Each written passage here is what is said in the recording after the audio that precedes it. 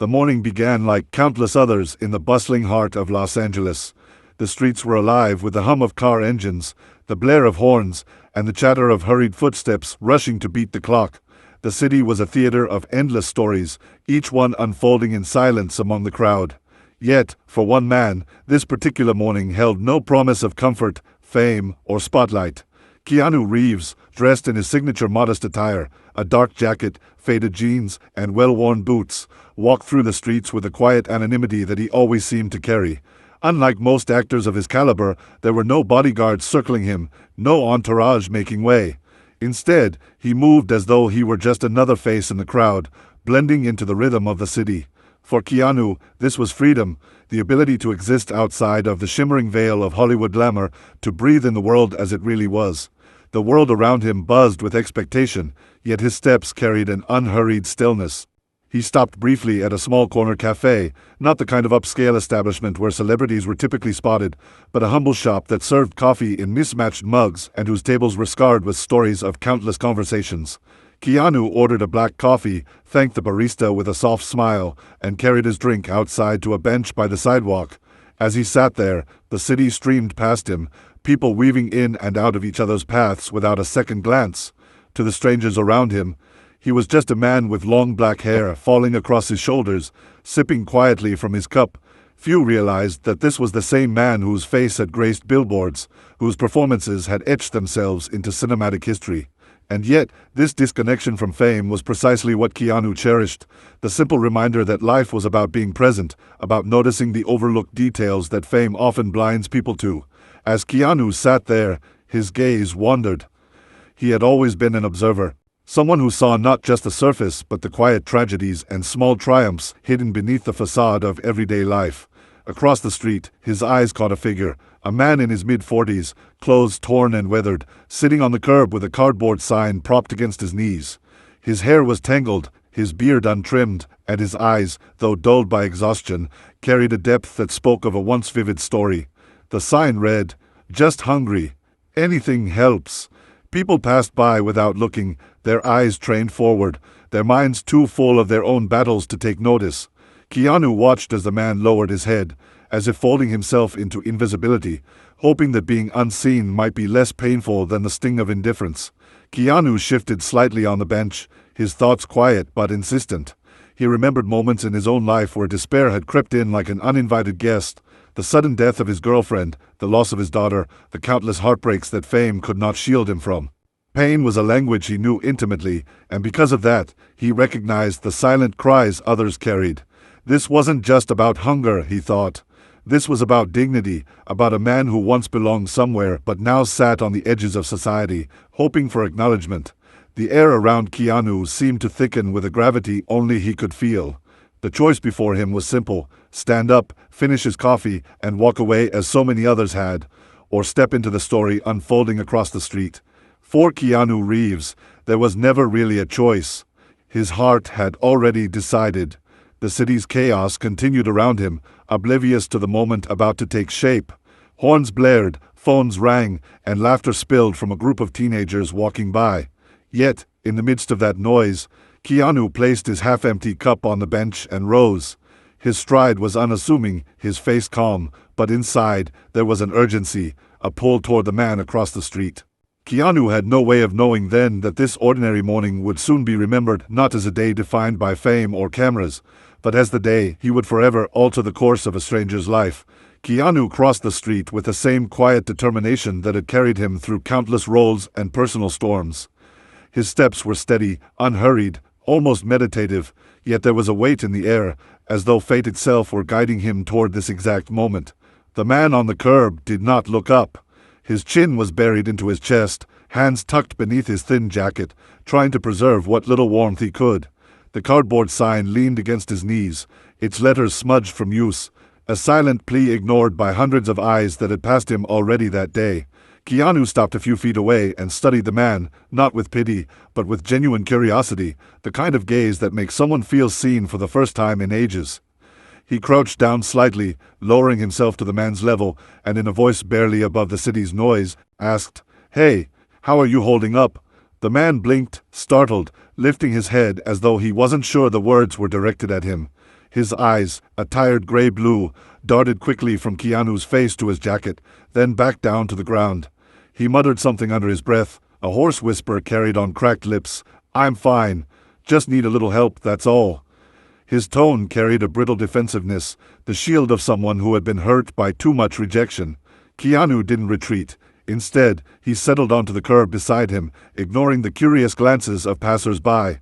To sit on the ground in public, on dirty pavement, shoulder to shoulder with a stranger most would avoid, was unthinkable for someone of his status. Yet Keanu seemed utterly unaware of what others might see.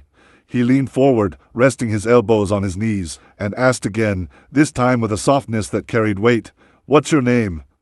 The question hung in the air, unusual, disarming. Strangers rarely asked for names. They tossed coins, or sometimes insults, but they didn't bother to invite identity into the exchange. The man hesitated before answering. "David," he said, his voice cracking. The single word seemed to surprise him, as though speaking his own name out loud reminded him of who he once was. Keanu nodded slowly, letting the name sink between them. "Nice to meet you, David," he said sincerely, offering a small smile. "I'm Keanu." The man let out a dry laugh at that, not in mockery, but in disbelief. He raised his head more fully this time, squinting as though the sunlight might reveal whether this was truly the man he thought it was. You're him, aren't you?" David whispered. Keanu shrugged with his familiar humility, the corners of his mouth lifting slightly. "Just a guy like you." For the first time in days, perhaps weeks, David allowed himself to meet another person's eyes. In them, he didn't see judgment or condescension or that hurried glaze people wore when they wished they could walk faster. He saw understanding, maybe even recognition of his silent suffering. The walls he had built around himself began to tremble. Words spilled out, hesitant at first, then with a flood's momentum. He spoke of losing his job, of the medical bills that had swallowed his savings, of sleeping in shelters that turned him away when space ran out. He confessed the shame of watching his daughter grow up from afar, too ashamed to let her see him in his broken state. Each sentence came with the weight of years carried alone, like heavy stones finally being set down. Keanu didn't interrupt, didn't offer cliches or rushed assurances. He listened. And not the kind of listening that fills silence, but the kind that acknowledges, validates, and holds space for another's pain. The noise of Los Angeles seemed to fade as the two men sat there, one unshaven and worn, the other world-famous and yet as grounded as the pavement beneath them. People passed by, some whispering, some staring, some pulling out phones to capture what seemed like an odd tableau. Keanu Reeves, Hollywood icon, sitting on a sidewalk with a homeless stranger. But Keanu wasn't thinking of cameras or reputations. In that moment, all he saw was David, the man, the father, the human being who needed someone to see him without filters or avoidance. And for David, what mattered wasn't the celebrity at his side, but the simple miracle that anyone, had cared enough to stop. As he finished speaking, his voice cracked into silence, his eyes watering despite himself. Keanu reached into his pocket, not for money just yet, but for something more grounding, a folded napkin from the cafe. He handed it to David and said softly, "You don't have to carry this alone." And there, on an unremarkable street corner on an ordinary day, an encounter began that neither man would ever forget. Keanu sat in silence for a long moment after David's story spilled into the air, his gaze steady but gentle. The weight of what he had heard lingered between them, a tapestry of hardship, resilience, and heartbreak woven through David's quiet admissions. The city around them continued its relentless pace. Taxis honked, shop doors jingled, buskers played guitars a block away. Yet, for Keanu, the noise was distant, almost irrelevant. What mattered now was the man beside him. Slowly, Keanu reached into his jacket pocket, pulled out his wallet, and set it on his knee. David's eyes flickered toward it, wary, as though he'd been down this road before. Too many times, people had tossed a bill at him without a glance, a transaction designed more to soothe the giver's conscience than to truly help. But Keanu wasn't rushing. He took out a crisp bill, folded it, then set it aside, not in David's hand, not yet. Instead, he said, "Money helps for today. But you need more than today, don't you?" David blinked, his throat tightening. He wasn't sure how to respond.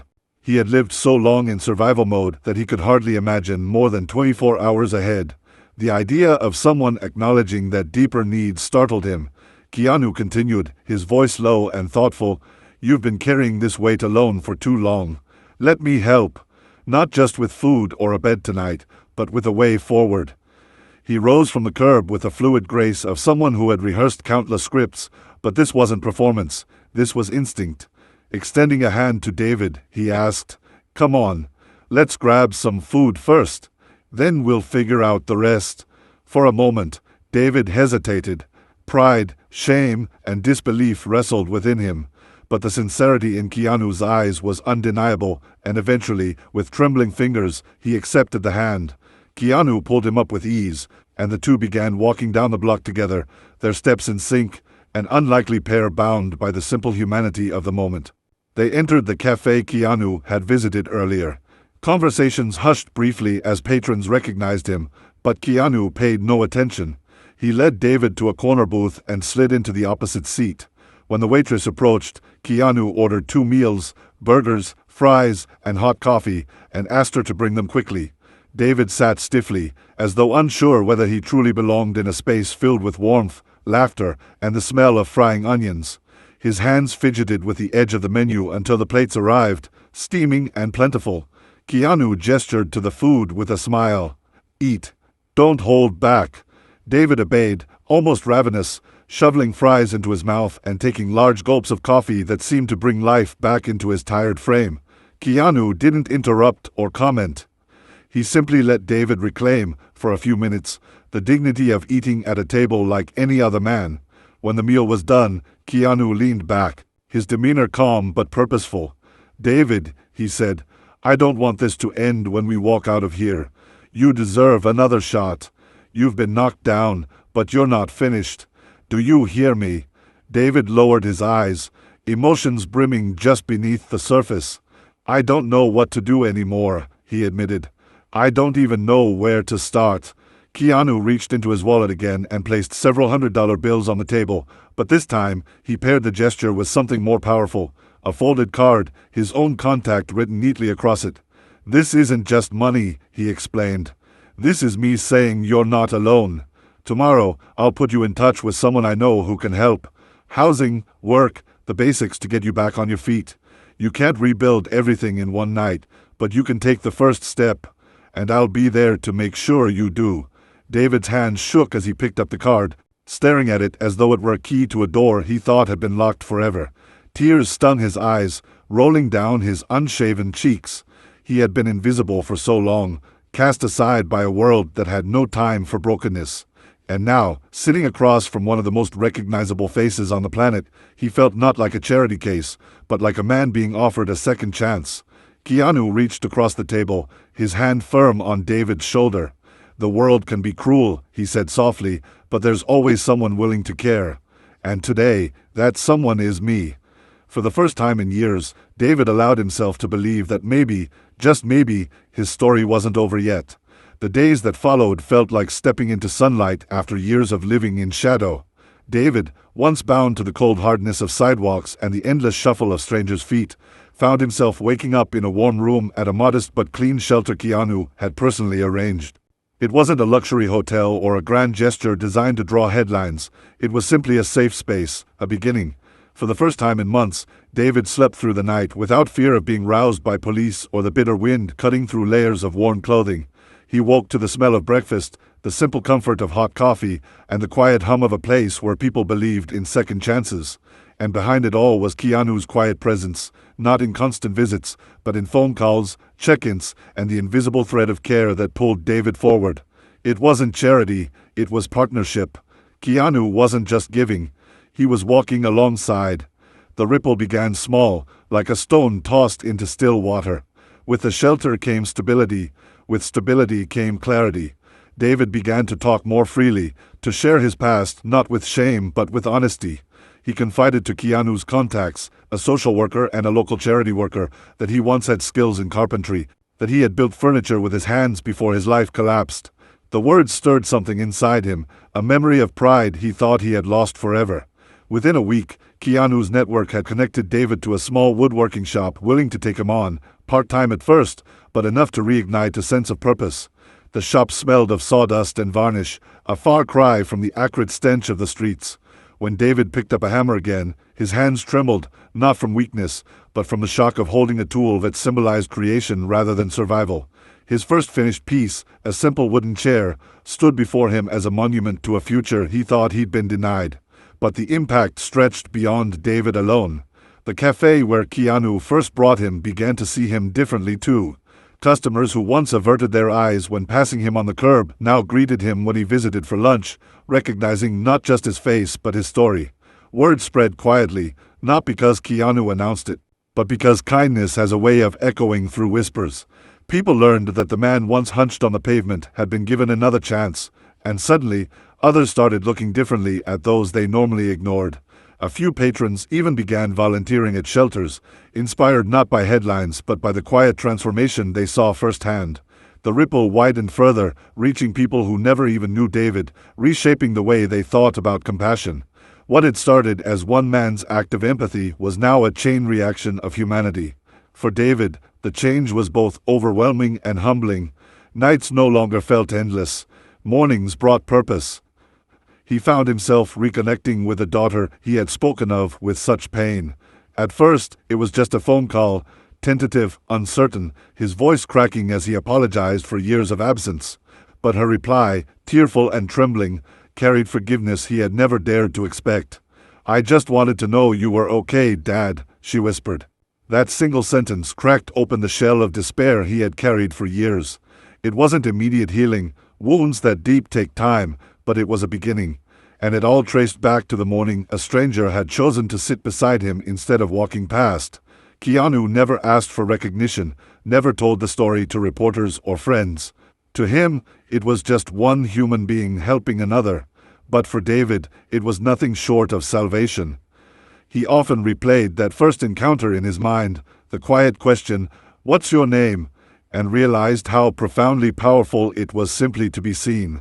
The ripple effect was not just about shelter or work or reconnection with family. It was about dignity restored, about the reminder that no life is beyond redemption. Keanu's act had shifted the course of David's existence, but more than that, it had planted seeds of kindness in countless others who had witnessed, heard, or been touched by the story.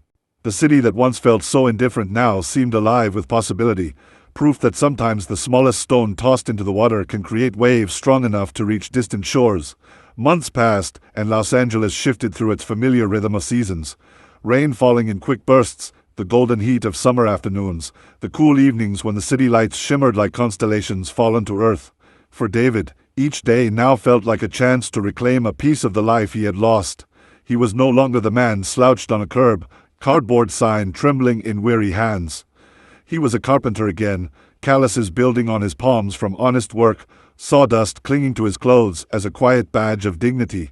He had a room of his own, modest but warm, decorated with small touches that reminded him of hope, a stack of books on the bedside table, a framed photo of his daughter, who now visited when she could. And behind it all, like the foundation holding these bricks of change together, was the memory of that morning when Keanu Reeves had chosen not to walk past. It had not been a grand spectacle, not an orchestrated moment of celebrity charity, but a simple choice of humanity. That choice had changed everything. Keanu himself remained as he always was, unassuming, humble, and quiet about his role. He never sought interviews or attention about what had happened. To him, kindness was its own reward, and the purity of it was in doing so without expectation.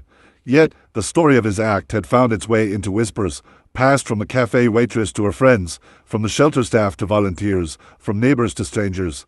Soon, it became something larger than either man could have imagined.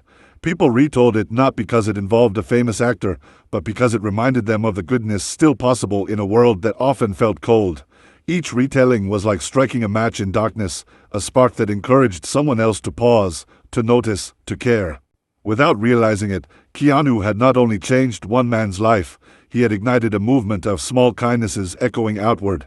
For David, the most profound legacy was not simply in his personal recovery, but in how it reshaped his view of humanity. He began speaking at local shelters, not as someone broken, but as proof that brokenness could be mended. He told his story honestly, of failure, of despair, of the day he thought he was invisible, and of the stranger who sat down beside him. His words resonated deeply because they weren't polished speeches or rehearsed testimonies. They were raw truths carried on a voice that had lived them. People listened, some with tears, some with newfound courage. He often ended his talks with the same reflection: it wasn't the money that saved me. It was being seen. Don't underestimate what it means to look someone in the eye and say, "You matter." His journey had become not just survival, but service, a legacy of passing forward the compassion he had been shown. Meanwhile, Keanu continued his life much as before, filming roles, traveling, occasionally spotted on a subway or sharing snacks with crew members. But those who knew him best noticed something subtle yet profound, a deepened serenity in his eyes, as though Helping David had affirmed what he had always believed, that true success isn't measured in wealth or fame, but in the lives you touch. To the world, he was an icon of action films, a beloved star. To David, he was something far greater, the man who had reminded him that redemption was possible. That dual legacy, of fame and of kindness, would forever shape how people remembered Keanu Reeves. And so, the story closed not with a headline, not with a staged photo, but with two men whose lives had intersected on a city street and altered each other forever. David carried forward a future he once thought was lost, while Keanu walked away with the quiet satisfaction of knowing that even in a world of fleeting moments, a single act of kindness could ripple outward endlessly. The legacy was not in the act itself, but in what it inspired, a reminder that no one is invisible, that every soul is worthy of dignity, and that sometimes the simplest choice, to stop, to listen, to care, can change the world.